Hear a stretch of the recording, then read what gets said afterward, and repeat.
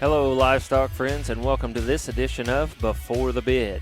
This is a podcast dedicated to the livestock sales industry where we go behind the scenes of the operation and speak straight to the sellers. We discuss topics about the important aspects of their operation, location, the people behind the prep work, and talk about some of the animals that will be offered to you, the prospective buyers. Hopefully, you've got your sale catalog close by. You might have to go look through that pile on your desk. But if not, then you're probably like me and driving down the road or busy with chores around the farm. And that's okay too. Wherever you are and whatever you're doing, I hope you enjoy this segment of Before the Bid. I'm your host, Andy Howell. Welcome, livestock friends, to this Before the Bid. And on this one, we go to Slaughters, Kentucky again. We've got a repeat guy here that they're going to have a sale again this year. We did the sale for him last year, and we actually bought out of the sale last year. And so this guy and I, we've become pretty close here over the last year and before that. And so we've got a really good guy here on the phone that they're into the cattle. He's a third-generation Angus guy, and so we're going to be talking some Angus cattle for this sale. Their sale is on SC Online Sales on Tuesday, October 19th. And so want to welcome back to the podcast Reese Johnson from Slaughters, Kentucky. And Reese, Saturday night, here we are, and I don't usually say this, but we're having a beverage and going to talk some cattle. So I want to welcome you here to the podcast again. Oh yeah, it's good to be back, and I appreciate you having me back for sure. Had a really good conversation last year, and again, bought out of the sale, and you guys have done a whole lot for us. And I just want to tell everybody, appreciate the things that you have done for Allie and Betty and I. And so we just appreciate that and enjoyed working with you in the last year. And maybe we can get something to work out again this year. Yeah, absolutely. We enjoyed it as well, and you guys did a great job with the heifer that you had, and it sure was a pleasure for us also. We've got a half sister tour that we're going to talk about, and guys, I've been down there and I've seen these cattle, and man, what a nice set that the Johnsons have got put together for this one, and so can't wait to get into those. But first, we need to get some other things taken care of here. Reese, you guys have had an addition to the family here and brought Micah in, and if you would talk about that, talk about them, and introduce them, and then we'll get into some history and things. First off, that was one of the best and biggest days of our lives there back the end of last month when we welcomed our first child, Micah Neal Johnson. It's been a blessing. It's been a big change in our lives for sure, but a lot more responsibility and a lot of things that you kind of have had at the forefront of a priority list kind of take a back seat now that we have another life solely dependent on us. But it's been great. He's happy and healthy and off to a very good start. So we're very blessed and very thankful for that. Have you had him out at the barn much? Oh, yeah. Yeah, not just a whole lot, but Christine will bring him out there some on the weekends while we're working on stuff, or he'll go out with me sometimes when I get home from work to go feed in the evenings and some stuff like that. Always fun. Just keep taking him, man. I'm telling you. Yeah. Because before you know it, he'll be 14, and you'll be like, wow, what happened? Yeah, I know it. That's what my wife and I were sitting here talking about there actually a couple of days ago, is just how quick the last 7 going real hard on 8 weeks at this point has flown by. It's just I don't ever remember time going as quick as it has since he's got here. Right. So sleeping through the night and doing well with that.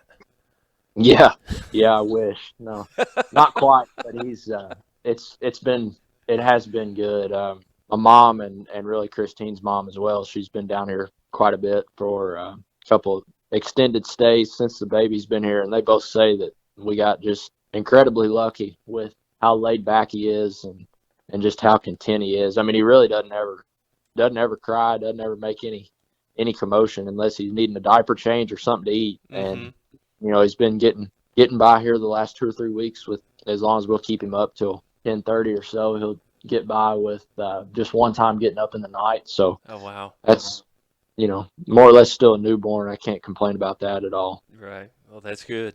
And you put Christine on watch last night, right? Go well. Oh yeah, yeah. No, we've been either taking turns during the night or taking turns staying up with him, and then the other person gets him when he gets up during the night, or Mm-hmm.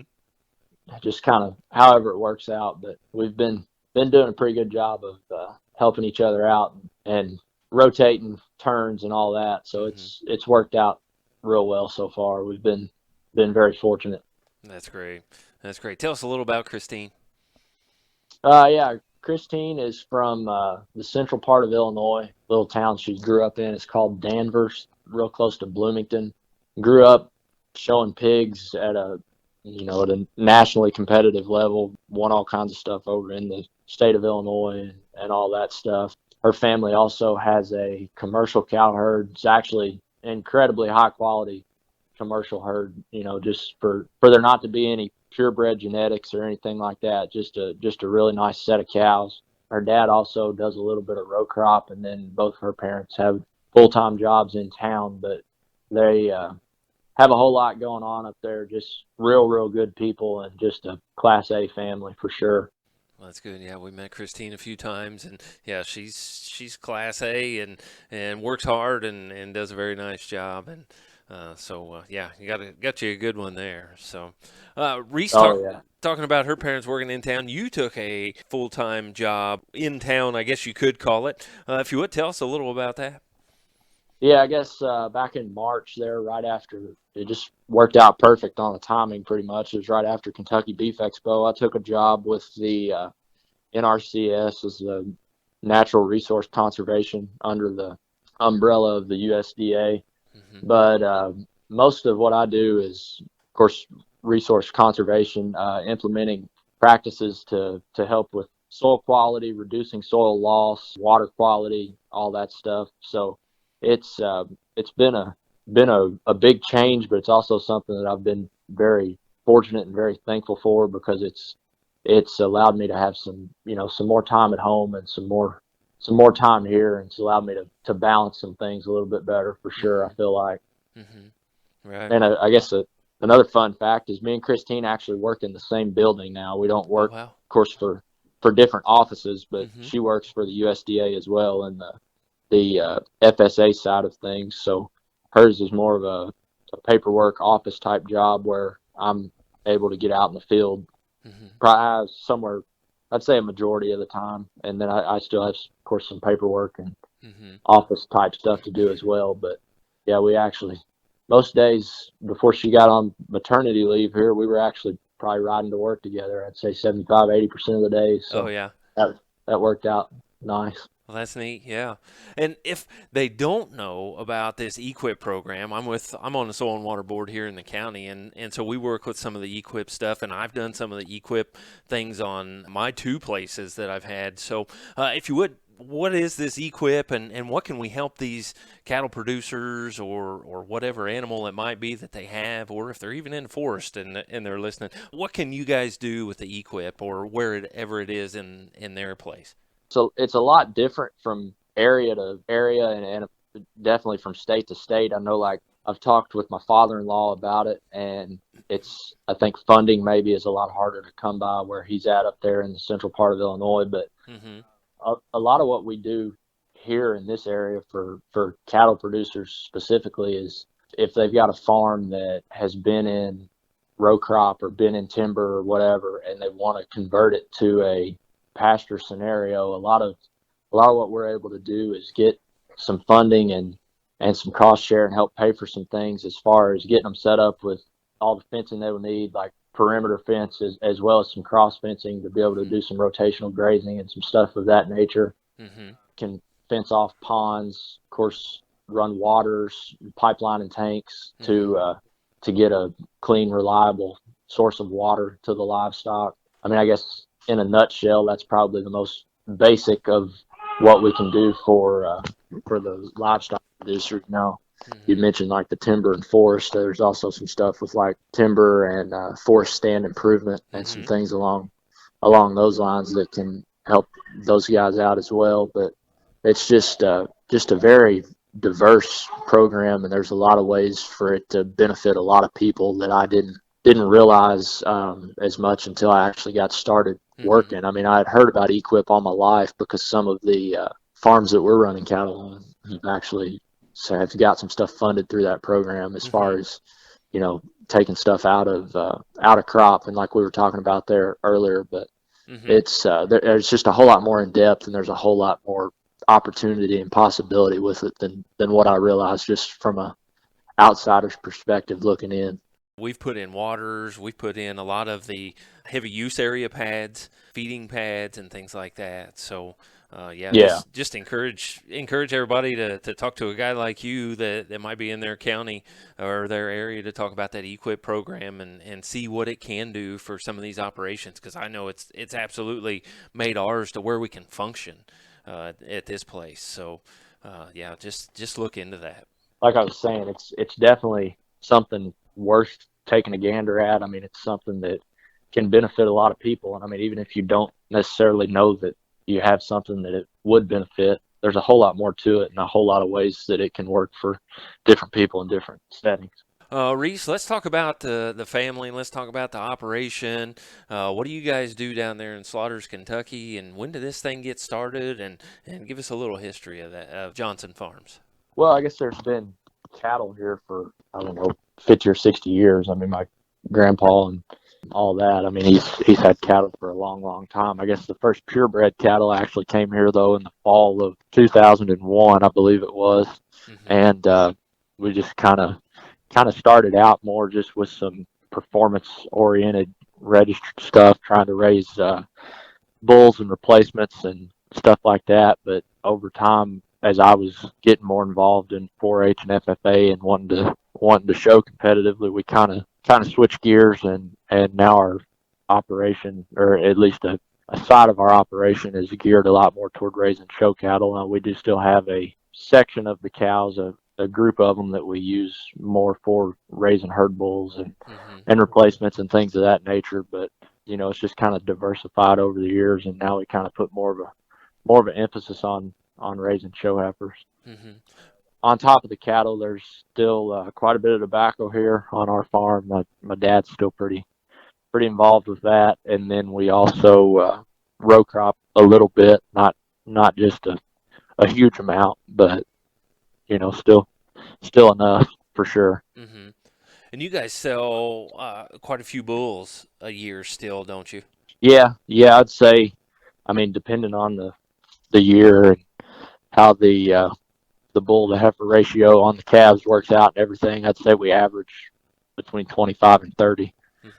So that's a whole another market that it works well with the show cattle side of things, just to kind of have some cash flow coming in at various times of the year. A lot of these show heifers the springs are getting sold in the fall, and the falls are getting sold in the spring, and it's just kind of seasonal. So the bulls, we're selling everything private treaty, so that works out well, and they kind of just go as people need them. And most of them end up selling sometime between the time they're 15 months old and 2 years old. So.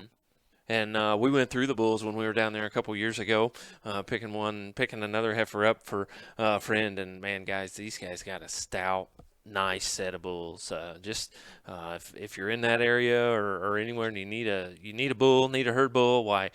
Talk to Johnson's about that, because they've got just a super set of bulls. Want to encourage them to do that. So, Reese, if you would, introduce Mom and Dad and talk about them just a bit. Mom and Dad are kind of the main cogs that keep things going now that Christine and I both have jobs. My mom is the principal at the one of the elementary schools here in the county over at Providence, and then my dad farms full time. Mainly, I guess at this point, it's kind of evolved mainly more toward the tobacco and the cattle, and less toward the row crop as what it was when I was growing up and even in high school and college. But they very crucial part of what we do here, and very actively involved in the day-to-day stuff. I mean, now that I have a job, Dad pretty well takes care of the cow herd by himself, other than when we have to work stuff and get cows up and all that kind of stuff. But just day-to-day checking on things, he's pretty well flying solo on that at this point. But he's doing doing a heck of a job with things and holding everything together. So Right. it's working out well so far. And Keith, he tries to go to the shows and things with you, and just a good guy. When you see him at the shows, go talk to Keith, and just a good guy to talk to, and he knows what he's talking about, and just kind of down to earth, and just a good guy. I've heard him say several times now over the last few years since we've been selling most of our better heifers that it's obviously different than when me and my sister were showing, but I think he enjoys it just as much and gets just as nervous and wound up to see the customers show and do well as he did when me and my sister were showing. So he's very actively involved in this side of the show cattle side of this operation too, and he eats it up, loves it just as much as I do, really. Right. Yeah, and he was right at every show we were at, and so just takes care of the customers and meets with them and talks with them. So yeah, just what a good family to get in with here. I appreciate that for Yeah. sure. Well, I mean, it's true. The guys, anytime we were around and they were around, why cattle were getting fit and getting ready, and we were talking. I don't know if we talked almost every week or so. So just a good family to get in with, and a family that's going to follow these cattle and give suggestions and help anywhere that they possibly can. So you get some good help on the show road as well. Yeah, we've and the more we've sold and the more we have at shows now, we kind of have to try to make sure we have a good crew hired just to help me kind of be able to balance things out and get everything done. But the past couple years, and then this summer, Jason Smith from Coleman, Alabama, he's been a real big help to us. He goes a lot of places with us, especially places that he doesn't have cattle. Hmm. And another guy that helped me a lot. I think you guys got to know a little bit this summer was Colton Hudgens from Sure. Tennessee. He's a young kid, actually still in college, but he does just a heck of a job. I think he's one of the more talented young kids Hmm. that I've met for sure. He's awesome, real down to earth, good dude, and like I said, he does just a heck of a job. Right. And then actually hadn't been to a whole lot of shows with us. He has a couple, but another kid that's been just an abundance of help to me over the last month getting this set of calves ready is Jared Schwink. I think he's actually kind of up from your area there in southern Indiana, but just as far as coming down on the weekends, helping get things washed and blowed out and fed and taken care of. I mean, he can pretty well do anything like that, and he's been a big help to me this fall as well. Yeah, and he was actually down there when we came down a couple weeks ago. He's got to be a pretty good friend, and he's been a real big help. I would have been way behind this fall if it weren't for him with the baby and this being the first set of calves we've ever tried to sell with me and Christine both having full-time jobs. So it's yeah, he's been a blessing this fall for sure. All the hard work you've done and all the things you've done, you guys have had quite a bit of success here in the last couple of years. Yeah, it's the more we're starting to have and the more we're starting to sell, there's starting to be several of them that have been pretty successful and have done some winning over the past couple summers for sure. And that's another thing we're just trying to continue to build not only the numbers but to make each set deeper and deeper and to make the quality run deeper and also make the quality be higher on the top end. And that's something that I think we've been proud of about this. Just some of them that I'm aware of. You've done the Kentucky Beef Expo. You've won that. Is that the last 2 years that you've won that? Is that right? The sale? Yeah, that would be correct. And then actually, I think there was one year in there, I think we had reserve. And then I guess the 2 years before that we won also. So Hmm. it either been three out of the last four or 4 out of the last 5 years. We've Right. been fortunate enough to win that deal, and then won a preview show, made some pretty good runs at our state fair, and starting to get some cattle out of state that are hitting some pretty nice licks as well. Hmm. a beef expo sale. You guys are kind of owning that. I don't want to jinx you, but the last couple of years been very successful there, right there in your home state. So It's been good, and as far as and I don't know, it's just kind of just how it's worked out that we've had a pretty good one to take there, or what, but we have been pretty fortunate to have a pretty good run there for the last handful of years for sure. got figured out what you're going to take this year yet? Yeah, probably couple fall breds and maybe a couple fall born babies. That's kind of what we usually gear more toward taking. It's just, over the last couple of years we've had a spring born or two that either got on a bad recip and wasn't quite ready to sell in the fall, or Hmm. just kind of some odds and ends stuff that have led to us having a couple real nice springborns there. But usually we kind of gear that sale, and as well the Tennessee Agribition we started going down there, Hmm. more toward fall breds and fall babies. Reese, you got a sale coming up here on Tuesday, October 19th, and this year it's going to be on SC Online Sales. You've got the sale posted, so I am actually looking at it right now as we're getting ready to go through these. And again, I've been down there to see these cattle, and what a great set you have for this sale, and got 7 live lots here. And so, Reese, you ready to start going through those? Yeah, we just jump right in straight off the top there, and the lot one is one that I think is real nice. I mean, I think just as good a one maybe as what we've ever offered. One that I think really just ties together so many of the high end, high quality pieces that we're trying to put together. I mean, just real good built, real big inner center body, super stout, but still does all that with some presence and just a wild neck and a pretty cool look about her. I think that one is ready to go right now. I mean, I think she can be shown competitively this fall and winter into the spring, but then I also think that she's fresh enough and right enough in her condition that that one can be real competitive and be right there where she needs to be to maybe make a run at a state fair or something like that come next summer and fall. That's one that I've been real high on since we got her home from the place that was putting in some eggs for us, and that's one that I am really proud of and really excited for her future. That one would actually be a maternal sister to the heifer that you bought Mm-hmm. out of the sale last fall, and I Mm-hmm. think Allie had a pretty good run with her this summer and early this fall. Right. So that's that's a cow that started to do a lot, started to make some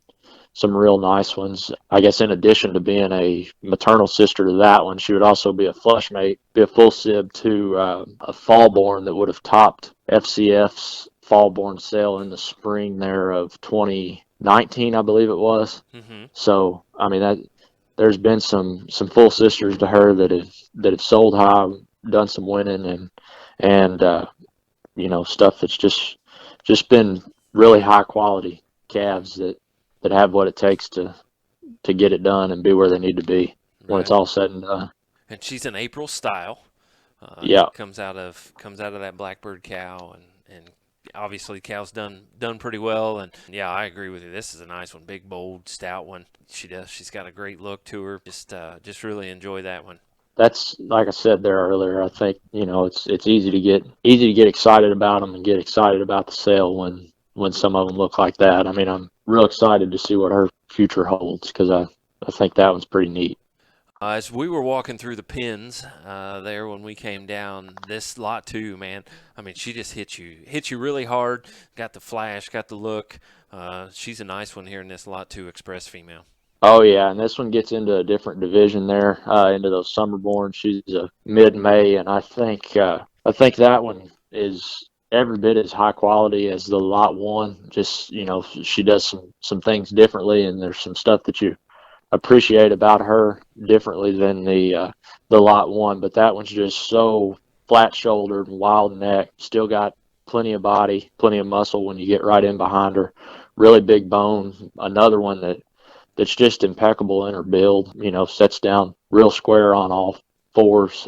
Just just another one that I think really has a bright future ahead of her, and one that her best days are ahead of her. I Mm-hmm. mentioned on that lot one that I thought she was ready to go right now. This is one that, I think if a guy wanted to show her this fall and winter, you dang sure could. But I think like that's another one that I would be real excited to see come next summer for like a state preview show, junior nationals, a state fair, something like that. I mean, I think she's really going to be spot on in the right hands come that time. And that would be I guess the one of the first heifer calves that we've had out of that donor that we raised. Her mother would be a style out of the 7225 Georgina that's done so much for us over really the last decade, I guess. Mm-hmm. This one's mother would have won our state preview show in the summer of 2019, and this calf at this point reminds me just a whole bunch of what that one did at this stage, as far Mm-hmm. as being just so wild necked and cool built, and just one that looks like all the pieces are there and everything's like it needs to be to really make just a super cool looking big one. I don't talk about it much in Angus cattle. I don't know if we can promote hair or not, but this one, if you're ready to go this fall or whatever, this one's got it, and she's ready to roll in that aspect of it as well as everything else to go along with her. Yeah, she's got the functional, practical pieces that Angus cattle need to have, but she does sure have some hair to burn and some presence that stuff that nowadays you dang sure got to have in spades to really compete at a high level, and she's got it for sure. Right. The lot three cattle that are making a storm here in the Angus show cattle world. We got a Cadillac Ranch, and she's got a little bit of a special deal with this lot three. Lot three would be, I don't know, that Missy cow has done just a whole bunch, and she's raised us a whole lot of nice ones over the past 4 or 5 years. But I wholeheartedly think that this could very well be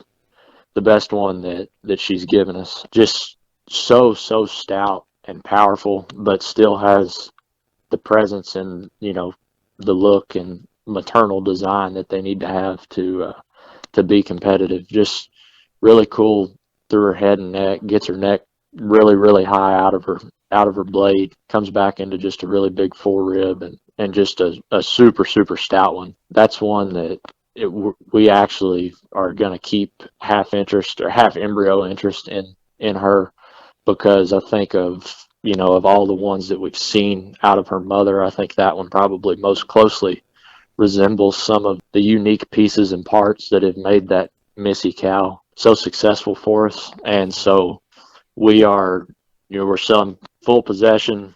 The buyer gets all the natural calves. All we're wanting is the right to half of the embryo production.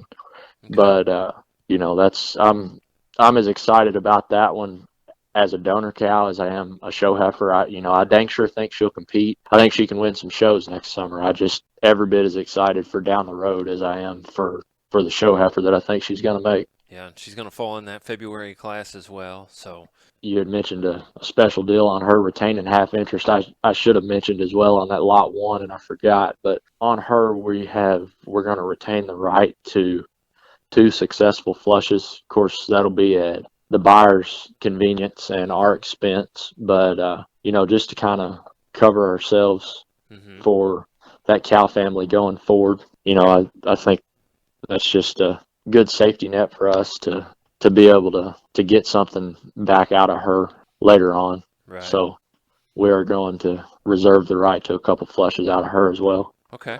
Yeah, and that's on those footnotes as well. Yeah, So make sure you yeah, make sure I you had check that listed it out. there, but I just didn't. Mm-hmm. If anybody was just listening to this, and Right. The lot four, we've got the youngest one of the bunch here. We got a little June baby. yeah, this lot four is one that I think is real cool built. Maybe the longest neck, highest headed one of any of them. There just gives you a wild presence and Mm-hmm. just a really neat look. Being a June, she is a little skinny compared to some of them, and she's kind of where you would expect a June to be right now, maturity wise. But just in terms of build and design and presence, I think like that one's real high on my list. and it just combines a lot of the good cow families that were, I guess, kind of made famous there at PVF. Of course, being out of the Night Watch bull that we raised, she's got the Blackbird deal on the top side of her pedigree there. That bull's grandmother would be the 645 cow that's done so much for Alan Miller there and for McClure's at FCF. And then on the bottom side of her pedigree, she's out of a PVF Lucy cow that Christine and I would have bought as a bred that would have actually topped PVF's online bred heifer sale back there in December of 2019, which that cow, I guess, would actually be a maternal sister to the dam of the Lot 2 heifer that just sold at PVF there last weekend for, I think, $80,000 for half of her. So, I mean, pretty royally bred deal there on the bottom side of her pedigree. The Night Watch deal there that she's out of, I mean, I know her and another one in the sale there are out of that bull, so they're obviously not AI sired. But man, I think that's a bull that we really truly believe in and think there's a lot of good in. Actually a bull that we've discussed maybe flushing a donor or two after we've seen this first set of calves out of him. I think last year after we got done flushing some stuff, we let him breed like 5 of what we feel like is our upper end cows. And after seeing the set of calves that he put on the ground this spring, I'm sure not mad that that's the decision we made. And I feel like if those Night Watch calves are some of the ones that you like, sure don't be scared to bid on them, scared to own them, because like that's a bull that we believe in, a bull that's really got some pedigree on both sides of him. And it's genetics that have just flat out been proven to work. So just kind of wanted to mention that on those Night Watch daughters. Yeah. And yeah, the bull's for real. I mean, he's the real deal. What I saw him before you turned him out and bred him to much of anything, and was really, really impressed. And when we were down there a couple of weeks ago, he's right across the fence there, and yeah, just a impressive bull. And like Reese says, man, he's got the pedigree in there to do whatever you want with him. So yeah, don't worry, because he's not an AI deal, because he can flat get it done.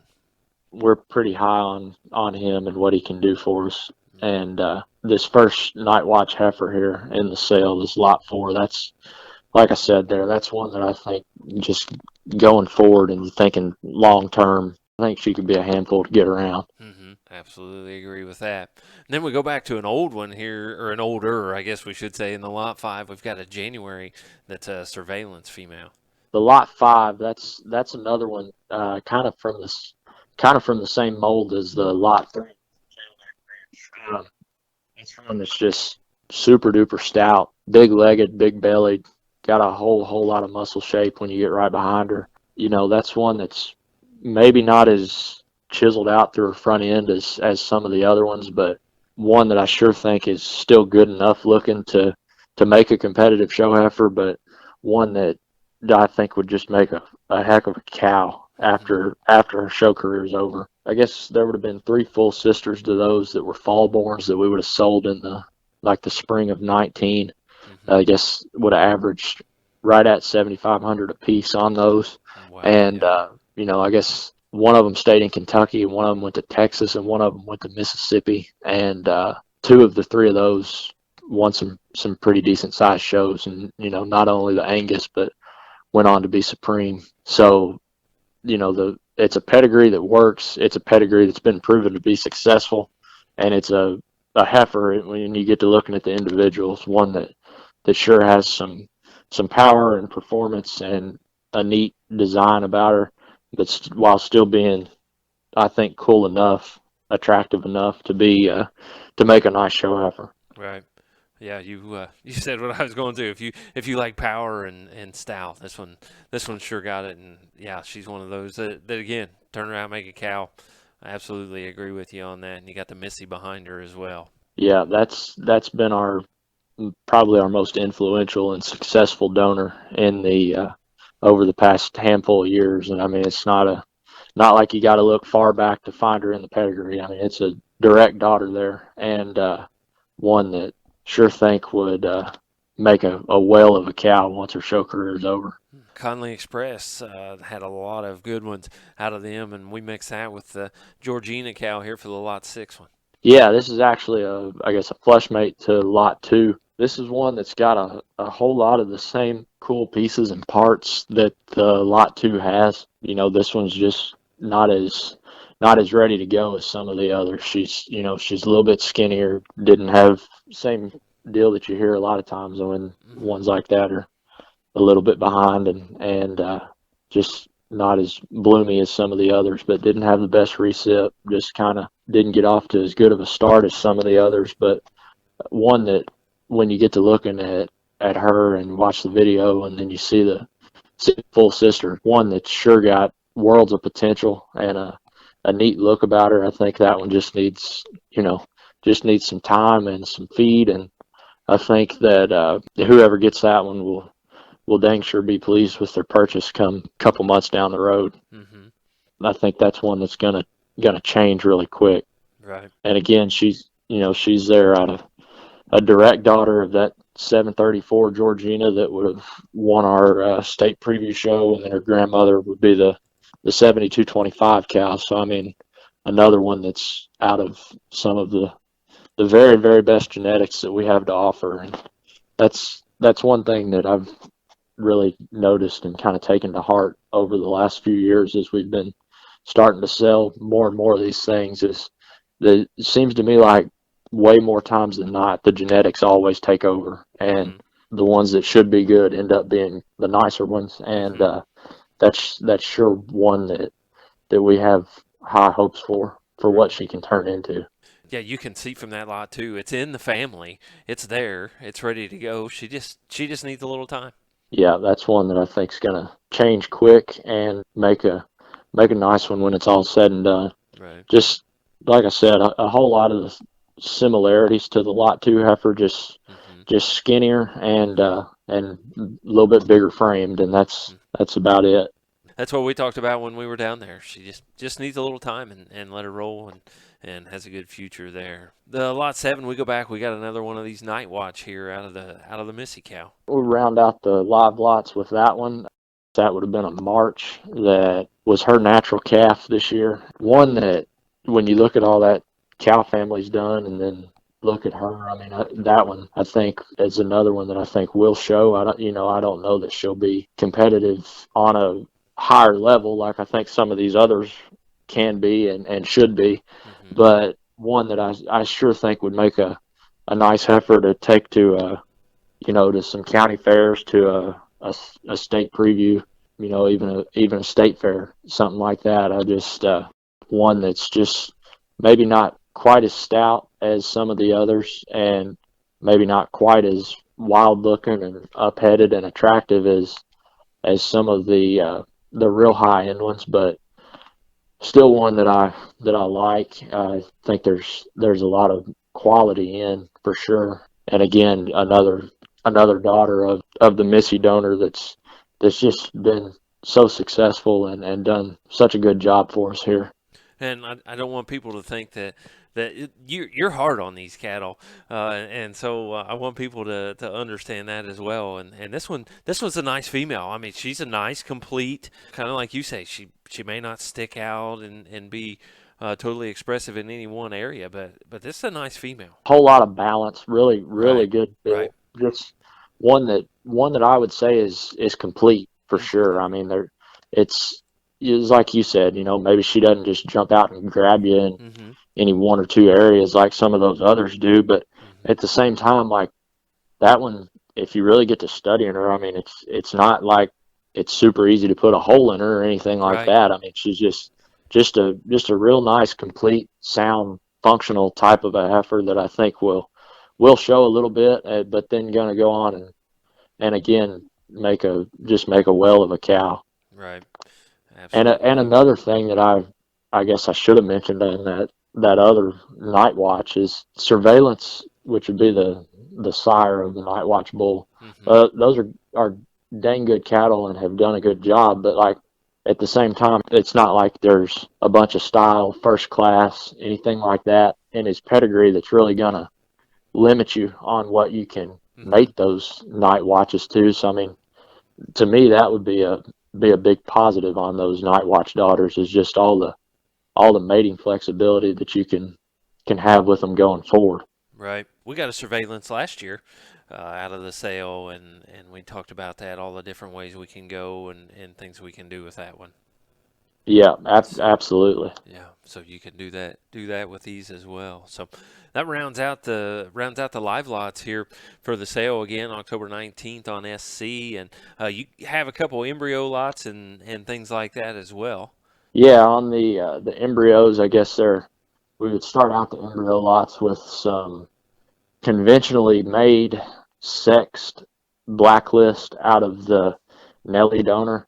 That's a cow that I mean, I have the highest of hopes for going forward. I think that's one that you're really gonna hear a lot from over the next year or two. There's been some calves out of her already that have hit the ground and sold here over the last year that are, I think, just really going to take our program to a whole nother level. That's a cow that I think just kind of has a little bit different pieces about her and some things that we can just really build around going forward.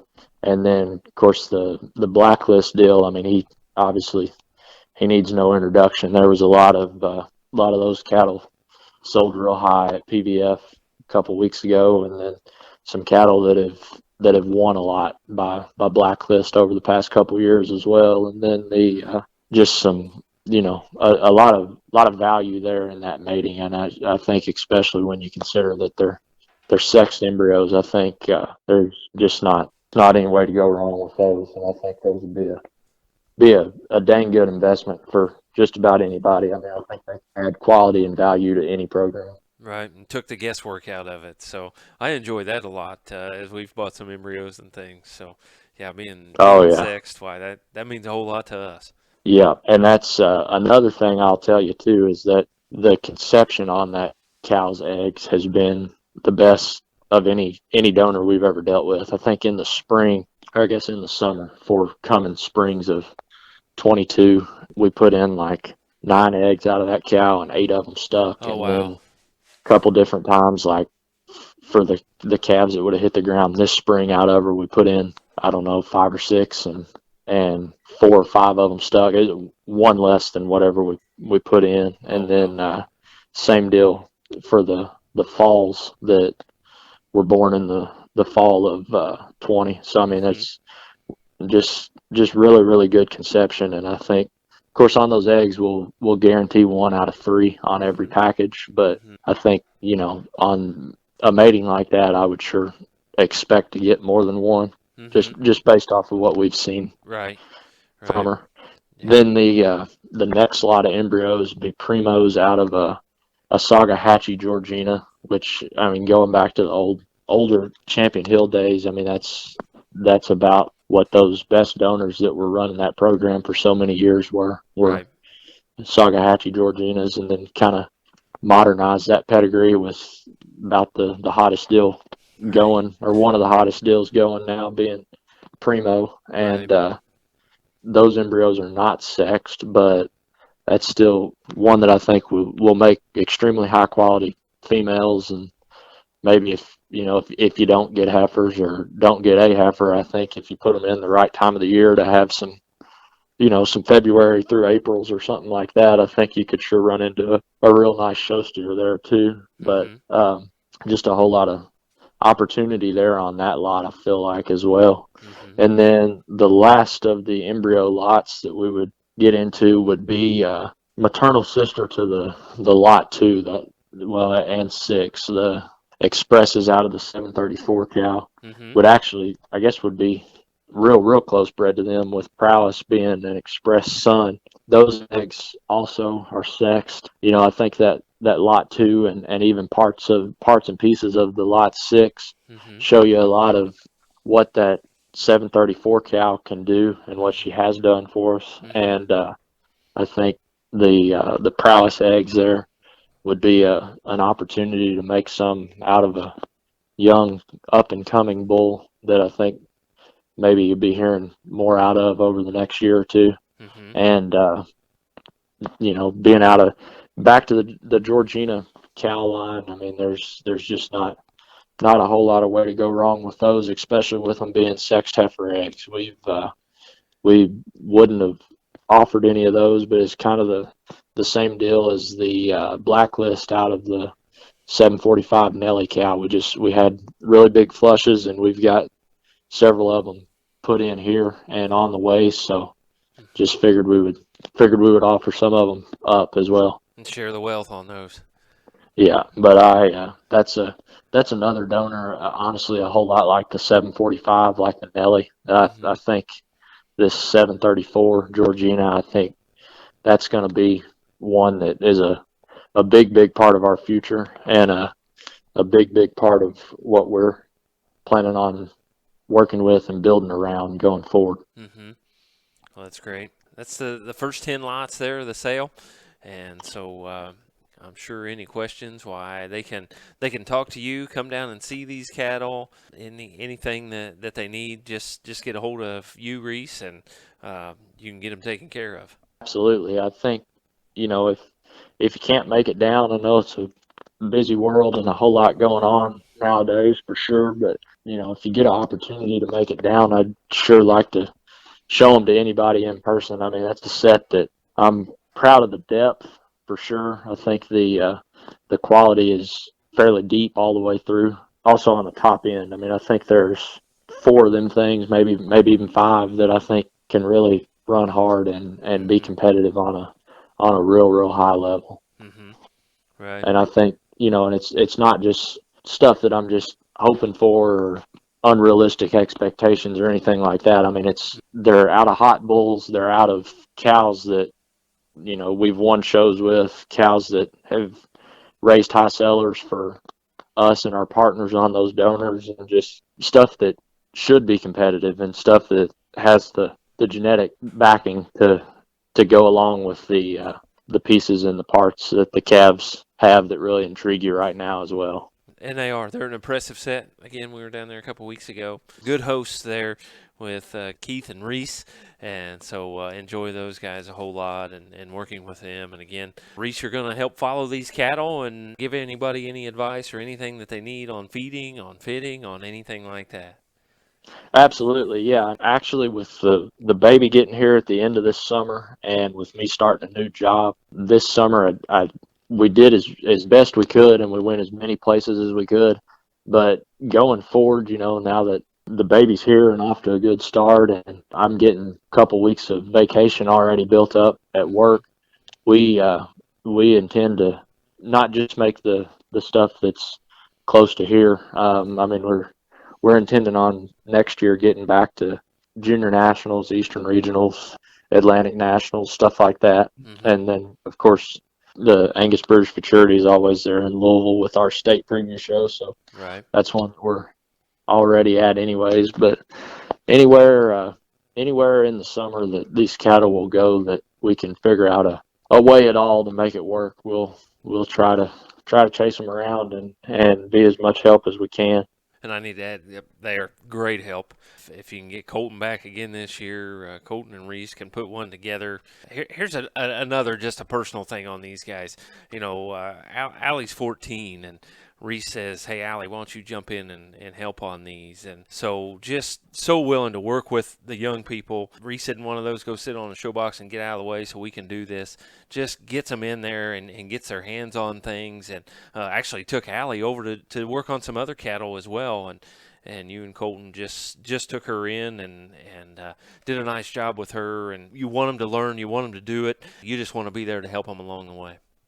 Yeah, absolutely. I think it's just as important to get the kids involved in that aspect of it as it is in making sure they get stuck right in the ring. I mean, I think the day-to-day stuff and getting them dressed at the shows is, I think it's important that, and especially if it's something that they're interested in. I mean, I know Mm-hmm. some of the kids want somebody to just take care of it and get it ready for them and just take it in the ring, and that's fine too. But I mean, if the kids that want to be involved and want to help get their calves dressed and get their calves clipped and all that kind of stuff. We want to try to work with them on that as well as we can too, and make sure that they're getting the opportunity to be involved, because at the end of the day, dad or grandpa or somebody has bought the calf for that kid, and it's at the end of the day it's their calf, and Right. if they want to be involved and help get them dressed and all that kind of stuff, we're going to do everything we can to make sure that we let them, and that we try to help them along and show them as much as we can. And you guys do a great job of it. So, Reese, anything else here before we wrap this one up? I guess that's about it. I just like to mention again, I appreciate the opportunity to hop back on here, and I've enjoyed it, and look forward to working with whoever it is that gets these things bought.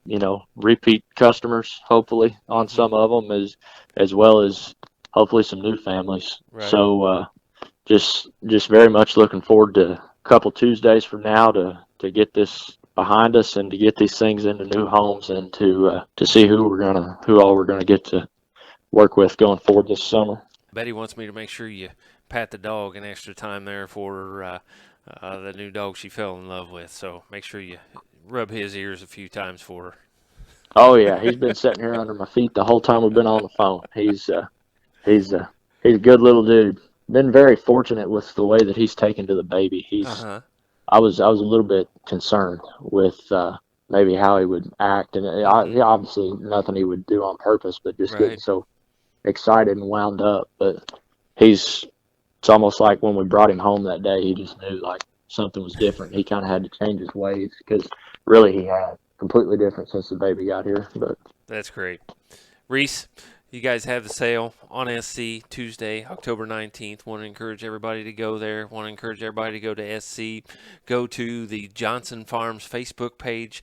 Those guys have a lot of things on there. Reese is on Facebook. Reese has put some things on Facebook as well. So, any other way they need to get a hold of you, Reese, other than on the phone?